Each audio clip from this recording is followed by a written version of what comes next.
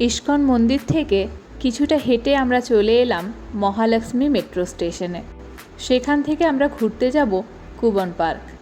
তার জন্য আমাদের দুটো মেট্রো চেঞ্জ করতে হবে।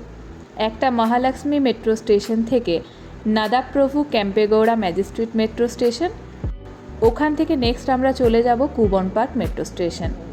মেট্রোতে আমি আমার প্রথমবারের অভিজ্ঞতা তোমাদের সবার সাথে শেয়ার করছি। প্রথমেই টিকিট কাউন্টারে চলে এলাম, ওখানে আমাদের একটা করে গেট পাস কয়েন দিয়ে দিল। তারপর আমরা চলে এলাম প্ল্যাটফর্মে। কিছুক্ষণের মধ্যেই আমাদের ট্রেন চলে এলো এবং আমরা আমাদের গন্তব্যে পৌঁছে গেলাম।